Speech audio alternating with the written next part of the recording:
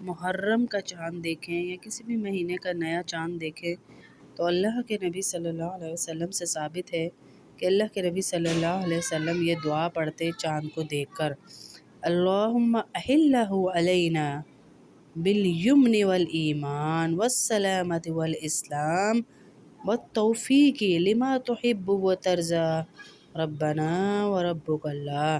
اے اللہ اس چاند کو ہمارے لیے برکت، ایمان، سلامتی اور اسلام کے ساتھ ظاہر فرما اور ہمیں ان کے اعمال کی توفیق عطا فرما جن سے تو راضی ہو۔ ہمیں ان اعمال کی توفیق عطا فرما جن سے تو راضی ہو، ہمارا اور تیرا رب اللہ ہے۔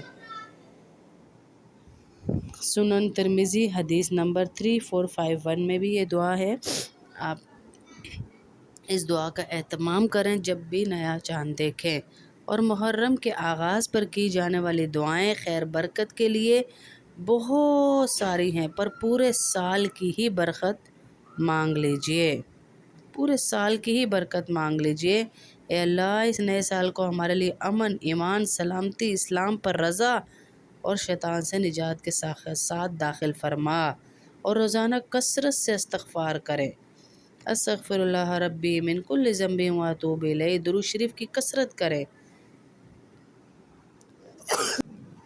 اس دعا میں ہم امن کی بھی دعا کرتے ہیں۔ اے اللہ یہ چاند جو نکلا ہے اس پورے مہینے کو، اس پورے سال کو امن والا سال بنانا اور ایمان کی بلندی کا سال والا بنا دے، اور سلامتی اور اسلام کی بلندی والا سال بنا دے۔ اے چاند تیرا رب بھی وہی ہے جو میرا رب ہے۔ ان چار دعاؤں کے ساتھ دوسری روایت بتاتی ہے کہ اللہ سے یہ بھی دعا کریں کہ یا اللہ ہمارے ایمان کو سلامت رکھ، اس مہینے اس سال کو برکتوں والا سال بنا دے۔ اور چھٹی دعا جو رسول اللہ صلی اللہ علیہ وسلم نے کی چاند دیکھ کر، کیا دعا کی کہ یا اللہ یہ چاند جو نکلا ہے ایسا چاند ہو کہ اس میں اللہ تو ان اعمال اور اقوال کی ہمیں توفیق عطا فرما جس سے تو راضی ہو جائے، غیر ضالین ولا مضلین۔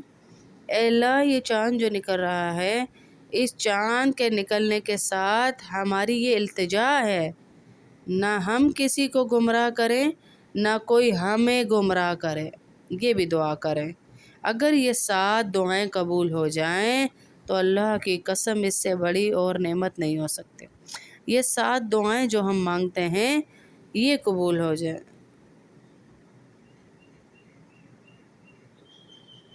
ہاں جی، جب چاند کو دیکھ کے دعا پڑھیں گے، اے اللہ، دوبارہ سن لے، اے اللہ ایمان کی بلندی عطا کر، اے اللہ امن عطا کر، اے اللہ اسلام کی سربلندی عطا کر، اے اللہ سلامتی سے نواز، اے اللہ برکتوں والا مہینہ بنا، اے اللہ توفیق عطا فرما جس سے تو راضی ہو جائے، ہم ایسے اعمال کریں۔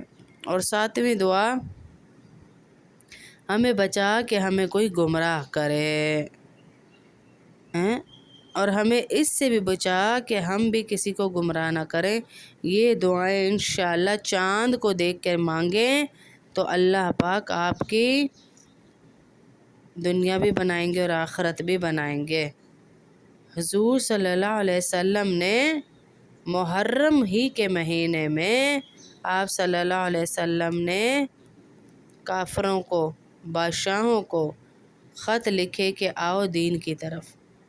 سال کا بھی آغاز ہوا، محرم کا عظمت والا مہینہ بھی ہے، تو تبلیغ کا بھی ذہن بنائیے کہ میری ذمہ داری ہے کہ میں نے انشاءاللہ لوگوں کو خیر کی طرف بلانا ہے، یعنی اللہ کے دین کی طرف بلانا ہے، اللہ کے دین کی طرف مجھے بلانا ہے۔ نیکی کا حکم ضرور کرنا ہے کیونکہ اللہ کے نبی صلی اللہ علیہ وسلم نے بھی نیکی کے حکم کیے۔ اگر ہم نے نیکی کا حکم کرنا چھوڑ دیا اور برائی سے منع کرنا چھوڑ دیا تو اللہ کا عذاب ایسا آئے گا کہ ہم دعائیں بھی کریں گے تو ہماری دعائیں بھی قبول نہیں ہوں گی۔ آج سے ایک ذمہ داری ہے ہماری، ذمہ داری سمجھ کر، خود کہا اللہ کے نبی صلی اللہ علیہ وسلم نے، قرآن میں آیا اخرجت للناس، ارے لوگوں کے لیے نکالے گئے ہو کہ دین کی طرف بلاؤ اور برائی سے روکو، لوگوں کو دین کی طرف بلاؤ اور برائی سے روکو۔ یہ ہمارا راستہ ہے، دین کی طرف، اللہ کی طرف لوگوں کو بلانا۔ لیکن کیسے بلاتے ہیں؟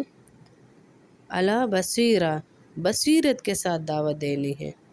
صرف میرا راستہ نہیں ہے، انبیاء کا بھی راستہ تھا کہ وہ لوگوں کو دین کی طرف بلاتے تھے، فرقوں کی طرف نہیں بلانا، لوگوں کو دین کی طرف بلانا ہے۔ اللہ کے نبی صلی اللہ علیہ وسلم سے سچی محبت کرنے والے جو ہوتے ہیں وہ لوگوں کو اللہ کی طرف بلاتے ہیں۔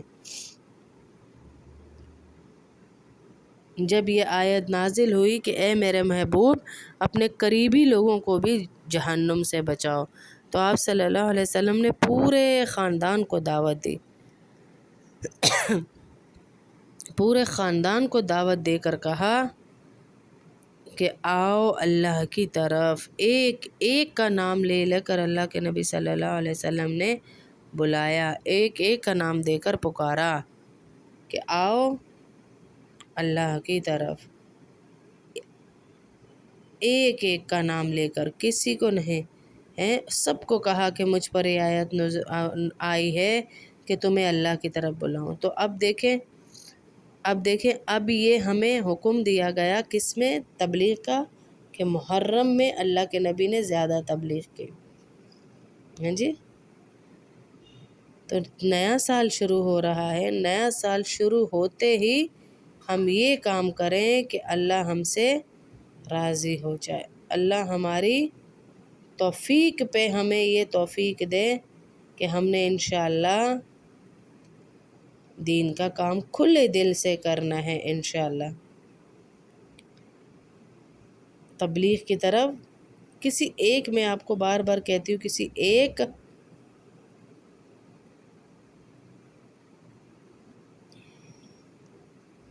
آج ذو الحجہ کی 29 تاریخ یعنی جمعرات کے دن یہ 3 کام ضرور کر لیں، وہ بھی ملے گا جو ساری عمر آپ کو نہیں ملا، ہر دعا اللہ پاک آپ کی قبول کریں گے۔ کیا ہے وہ؟ کہ آپ نے پورا سال آسمانی اور زمینی بلاؤں سے اللہ پاک آپ کو بچائیں گے، ہر بری آفت سے اللہ پاک آپ کو بچائیں گے۔ جمعرات کے دن جس گھر میں یہ 3 کام کر لیے جائیں، اس گھر کے کونے کونے سے غربت، تنگ دستی کا خاتمہ ہو جاتا ہے، بے سکونی، بے برکتی کا ہمیشہ کے لیے خاتمہ ہو جاتا ہے۔ جس گھر میں بھی یہ 3 کام کر لیے جائیں، اس کا بچہ بچہ اللہ کامیاب لوگوں میں لکھ دیتا ہے۔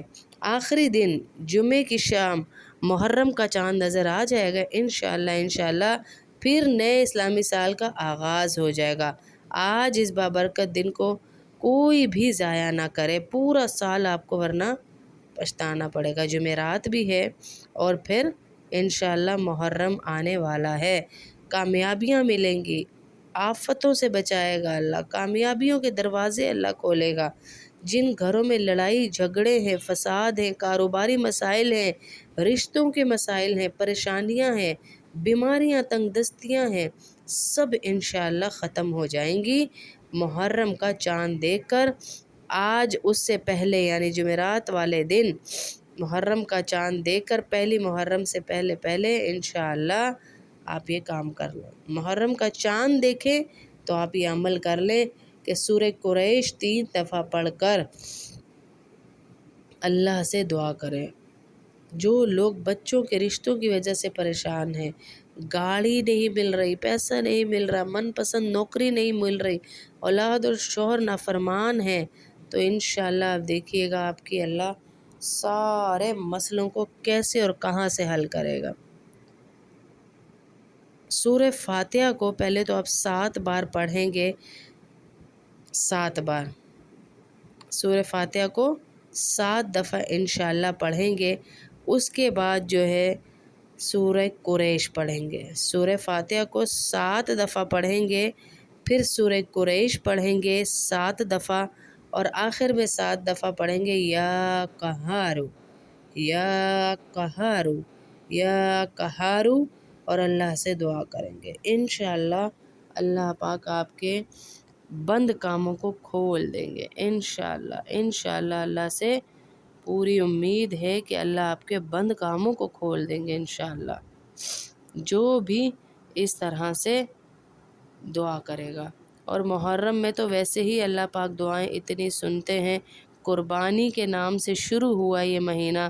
حضرت عمر رضی اللہ تعالیٰ عنہ نے قربانی دی، اپنی جان کی شہادت دی، اور اللہ رب العزت نے انہیں اپنے کامیاب لوگوں میں لکھ دیا ہیں جی، لکھ دیا اللہ نے۔ تو ہم بھی ایسے ہی انشاءاللہ روزے رکھیں گے، دعا کریں یا اللہ میں روزے رکھیں گے، آپ کا 1 سال کے گناہ اللہ پاک معاف فرما دیں گے۔ نیا سال شروع ہو رہا ہے جی، اس محرم میں آپ نے اللہ کو ناراض نہیں کرنا۔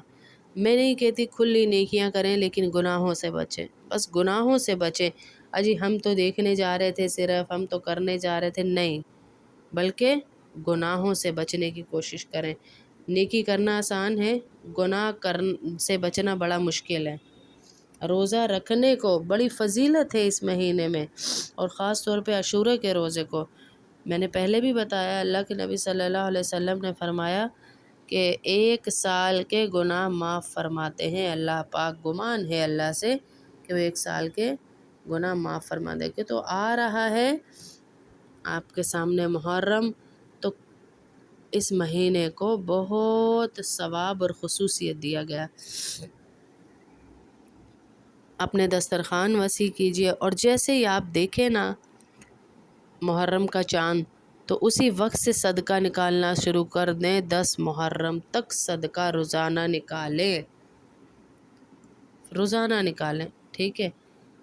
لڑائی نہ کریں، اس میں لڑائی منع ہے، اس میں لڑائی نہ کریں۔ اور روزے رکھنے کی بڑی فضیلت ہے، خاص طور پہ عاشورہ کا جو دن ہے اس کے روزے کی بہت زیادہ فضیلت ہے، خاص طور پہ رکھنا چاہے کوئی تو پورے مہینے کے بھی رکھ سکتا ہے۔